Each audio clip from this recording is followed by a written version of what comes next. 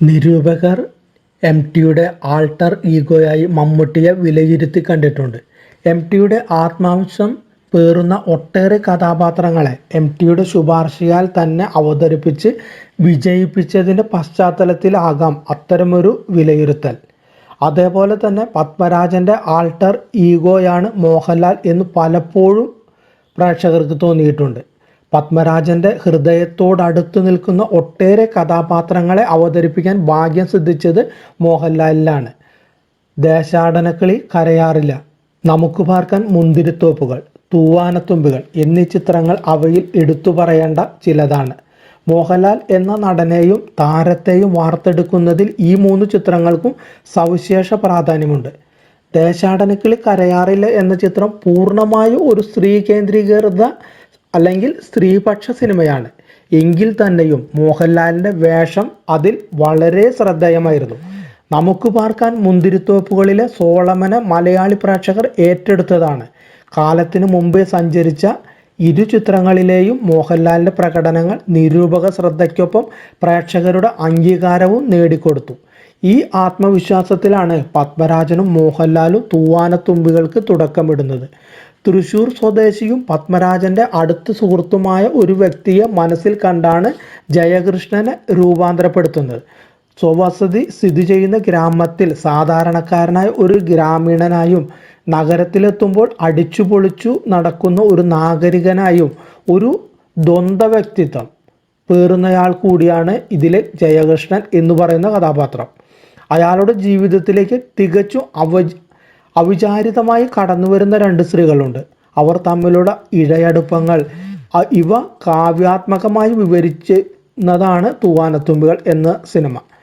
1980 ജോഷിയുടെ ജയൻ ചിത്രമായ മൂർഖനിലൂടെ മലയാള സിനിമയിൽ വന്ന സുമലതയ്ക്ക് അഭിനയ പ്രാധാന്യമുള്ള വേഷങ്ങളൊന്നും അന്ന് കാര്യമായി ലഭിച്ചിട്ടില്ല.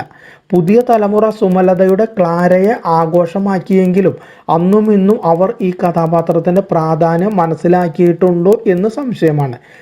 തൂവാനത്തുമ്പികളുടെ പ്രമോഷനുമായി സുമലത കാര്യമായി സഹകരിച്ചില്ല എന്ന് പത്മരാജൻ പരാതിപ്പെട്ടതായി നമുക്ക് അറിയാം.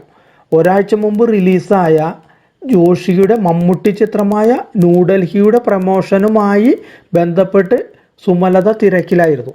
ഈ കഥാപാത്രത്തിൻ്റെ പ്രാധാന്യം അവർ മനസ്സിലാക്കിയിരുന്നുവെങ്കിൽ അങ്ങനെ ചെയ്യില്ലായിരുന്നു എന്ന് പത്മരാജൻ അന്ന് പ്രതികരിച്ചിരുന്നു. പ്രധാന കഥാപാത്രങ്ങൾക്ക് ഒപ്പം മഴയും ഒരു സുപ്രധാന കഥാപാത്രമാകുന്നുണ്ട് തൂവാനത്തുമ്പികൾ എന്ന സിനിമയിൽ. ജയകൃഷ്ണൻ്റെയും ക്ലാരയുടെയും സമാഗമത്തിൽ മഴ കൂടി സന്നിഹിതനാകുന്നുണ്ട്. മഴയുടെ സൗന്ദര്യം ഇത്രമാത്രം പ്രാധാന്യത്തോടെ ചിത്രീകരിച്ച ചിത്രങ്ങൾ മലയാളത്തിൽ വിരളമാണ്. പെരുമ്പാവൂർ ജി രവീന്ദ്രനാഥ് ഈണം നൽകിയ ഗാനങ്ങളെല്ലാം ഹിറ്റായി മാറി. പക്ഷേ ക്ലാരയേക്കാൾ കൾട്ടായി മാറിയത് ജോൺസൺ മാസ്റ്റർ ഒരുക്കിയ BGM ആയിരുന്നു. ഇത്രമാത്രം ജനകീയമായ ഒരു BGM മലയാള സിനിമയിൽ അന്ന് അപൂർവമായിരുന്നു. തൂവാനത്തുമ്പികളുടെ ആത്മാവ് തന്നെ ആ BGM ആണെന്ന് നമുക്ക് പറയാം. ജയകൃഷ്ണനും ക്ലാരയും മഴയും പിന്നെ ആ BGMഉം പ്രേക്ഷകനെ ഒരു പ്രത്യേക അനുഭൂതിയുടെ തലത്തിലേക്ക് ഉയർത്തുന്നുണ്ട്. ഒരു കലാസൃഷ്ടി എന്ന നിലയിൽ ഒരു ചലച്ചിത്രം ഉദാത്തമാകണമെങ്കിൽ അത് മികച്ച വ്യാപാര വിജയം നേടണമെന്ന് ഒരിക്കലും നിർബന്ധം പിടിക്കാൻ സാധിക്കില്ല. മറിച്ച് ആ സൃഷ്ടി കലാധിവർത്തിയാകുന്നിടത്താണ് ആ ചലച്ചിത്രത്തിൻ്റെ പ്രസക്തി കെടുക്കുന്നത്. ഇതുപോലെയാണ് യശ് ചോപ്ര, ജയബാദുരി, അമിതാഭ് ബച്ചൻ, രേഖ എന്നിവർ പ്രധാന വേഷമിട്ട ത്രികോണ പ്രണയ കഥയായ സിൽസിലയ്ക്ക് സമാനമായിരുന്നു പത്മരാജൻ്റെ സുമലത, മോഹൻലാൽ, പാർവതി ട്രയാങ്കുലർ ലവ് സ്റ്റോറിയായ തൂവാനത്തുമ്പികളുടെയും വിധി.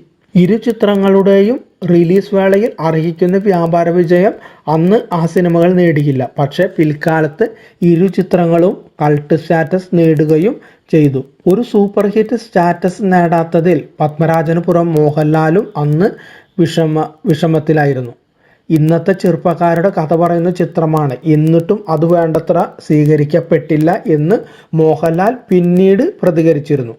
എന്നാൽ ഈ 37ാം വർഷത്തിലും അന്ന് ജനിച്ചിട്ട് പോലുമില്ലാത്ത ഇന്നത്തെ യുവത്വം തൂവാനത്തുമ്പികൾ വാട്സപ്പ് സ്റ്റാറ്റസായും BGM റിംഗ്ടോണാക്കിയും ആഘോഷമാക്കുമ്പോൾ എവിടെയോ ഇരുന്ന് ആരാധകരുടെ സ്വന്തം പപ്പേട്ടൻ സന്തോഷിക്കുന്നുമുണ്ടാകും.